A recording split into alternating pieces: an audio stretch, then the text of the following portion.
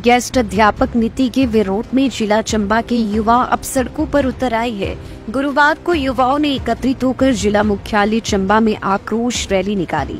यह आक्रोश रैली अखंड चंडी पैलेस स्थित पुस्तकालय से आरंभ होकर शहर का चक्कर लगाते हुए उपायुक्त कार्यालय पहुंचकर संपन्न हुई। रैली के उपरांत उपायुक्त के माध्यम से सरकार को एक ज्ञापन भी प्रेषित किया गया। इस मौके पर वक्ताओं ने गेस्ट अध्यापक नीति का स्पष्ट शब्दों में विरोध किया। कांग्रेस सरकार प्रदेश के सरकारी स्कूलों और महाविद्यालयों में पीरियड आधारित गेस्ट शिक्षकों के 2600 पद भरने जा रही है। सरकार के इस निर्णय से बेरोजगार युवा अध्यापकों में रोष है। सरकार प्रदेश के बेरोजगार युवाओं को स्थायी रोजगार उपलब्ध करवाने में पूरी तरह से नाकाम साबित हुई है। बेरोजगार साथी जो हैं आज हम यहाँ पर डिस्ट्रिक्ट लाइब्रेरी में इकट्ठे हुए हैं। इसके बाद हम डीसी ऑफिस में जाएंगे और डीसी साहब के माध्यम से हम अपनी कुछ बातें जो है वो रखना चाह रहे हैं आज हिमाचल प्रदेश गवर्नमेंट के सामने। आपको बता दूं पिछले कुछ दिनों पहले गेस्ट टीचर नाम से एक पॉलिसी जो है वो बिना एजुकेशन मिनिस्टर के कैबिनेट में बैठे, बिना कुछ मंत्रियों के कैबिनेट में बैठे उन्होंने जो है वो पास कर दी और बिना शिक्षा मंत्री के हिमाचल प्रदेश में अब शिक्षा पर नीतियां बनाई जा रही हैं जो बहुत गलत है। कौन सलाह दे रहा है सरकार को हम ये जानना चाह रहे हैं और पूरे जिला चंबा के सभी युवा साथी जो हैं वो हमारे साथ में आज यहाँ पर हैं। सब अपने हकों के लिए लड़ रहे हैं और अब लड़ने के अलावा जो है हमारे साथियों के पास में हमारे पास में कोई और ऑप्शन बचा नहीं है, क्योंकि गेस्ट टीचर पॉलिसी जो है जिस तरह से उसे अप्लाई किया जा रहा है जबरदस्ती छात्रों के ऊपर, वो आने वाले समय में हमारी नौकरियों को खत्म करने की कोशिश है। और हम ये सभी जानते हैं कि जैसे इससे पहले फॉरेस्ट गार्ड की नौकरी को खत्म करने के लिए सरकार जो थी वन मित्र लेकर के आई, जो फिक्स सैलरी 10,000 कर दिया उन्होंने। उससे पहले आईपीएच में फॉरेस्ट में अलग अलग पोस्टें होती थी, वहाँ पर आपने देखा पैराफिटर्स हो गए या फिर मल्टीटास्क वर्कर्स हो गए, उनको ऐड कर दिया गया 2,500-3,000 रुपये की नौकरी पे।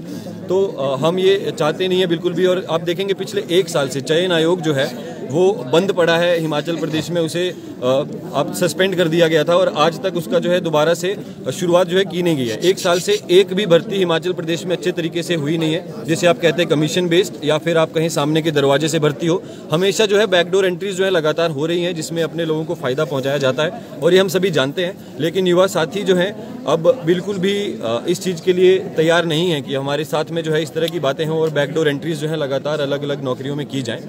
सो इसके लिए आज हम सब यहाँ इकट्ठे हुए हैं और आने वाले समय में हम अगर सरकार इसे वापस नहीं लेती है कुछ दिनों में तो और बड़े स्तर पर इसे प्रदेश स्तर पर करने जा रहे हैं। कितना समय देंगे सरकार को? हम सरकार को कुछ दिनों का ही समय दे रहे हैं। 7-8 दिन में हमने कहा था कि अगली कैबिनेट से पहले आप इसे जो है वो कैंसिल करें। अगर आप इसे वापस नहीं ले रहे, रोल बैक नहीं करेंगे तो आने वाले समय में और उग्र आंदोलन अब आपको देखने को मिलेंगे। धन्यवाद। जो कि डिस्ट्रिक्ट लाइब्रेरी चंबा में पढ़ता हूँ, तो आप देख रहे होंगे कि पिछले 1 साल से जो लगभग पिछले दिसंबर से कांग्रेस की सरकार बनी है, लेकिन बनते ही जो इन्होंने वादे किए थे कि हम 1 लाख नौकरी लाएंगे, हम ये करेंगे, हम वो करेंगे, तो हमने देखा कि क्या सच में यही करेंगे। लेकिन इनसे ना 1 साल में इनसे चयन आयोग ही नहीं बना है। पिछले 1 साल से पूरा 1 साल हो चुका है और हिमाचल प्रदेश चयन आयोग पे अभी कोई रिपोर्ट नहीं, खाली एक रिपोर्ट निकाली थी कि हमने बना दिया है। उसका स्ट्रक्चर कौन है, चेयरमैन कौन है, अध्यक्ष कौन है, बैठ कौन रहा है, कोई रिपोर्टिंग नहीं है। मतलब आप सोच रहे हो कि आप बच्चों को क्या बता रहे हो? अरे 9 महीने में तो लड़का और बच्चा भी तैयार हो जाता है। इनसे 1 साल में चयन बोर्ड नहीं बन रहा है। क्या इतने अनपढ़ लोग हैं या हमारे साथ जानबूझ के खेल रहे हैं, बनाना नहीं चाहते ताकि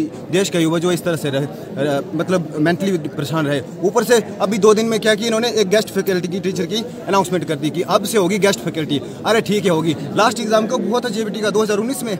19 से बाद कब 4 साल बीत गए, 5 साल बीत गए। जो बच्चा लाइब्रेरी में बैठकर 25 साल से तैयारी कर रहा है, आज उसकी उम्र कितनी हो चुकी है? 30 साल। अब वो गेस्ट फैकल्टी में जाएगा तो मतलब उस 5 सालों में क्या किया? उससे बेटर था वो प्राइवेट ज्वाइन कर लेता 5 साल में, कहीं अच्छा कमाता तो सही। बेचारा 5 साल से लाइब्रेरी में बच्चा परेशान है और ये आके बोल रहे हैं कि अब गेस्ट फैकल्टी होगी, और वो भी किस बेस पे होगी? परसेंटेज बेस पे। मतलब सीधे सीधे बोल दो कि अपने बंदों को भर्ती कर रहे हो तुम लोगों ने।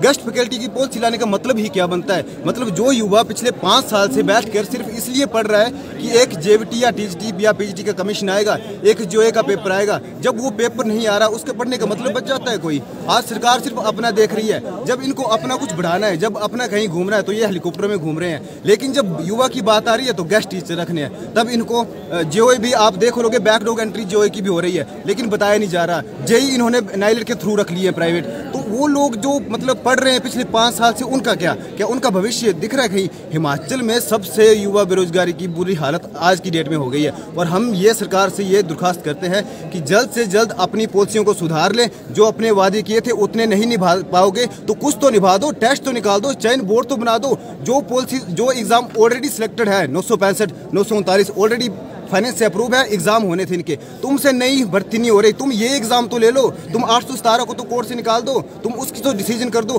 तुम ये सब नहीं कर पा रहे हो, तुमसे नई क्या उम्मीद की जा सकती है? तो हमारा फिर से यही निवेदन है कि अभी हम शांतिपूर्वक जा रहे हैं कि तुम अगर जल्दी से कुछ अच्छा करते हो, एग्जाम निकालते हो, चयन बोर्ड बनाते हो, तब ठीक है, लेकिन इसके बाद यही आंदोलन जो है इससे ऊपर भी उठ सकता है। धन्यवाद।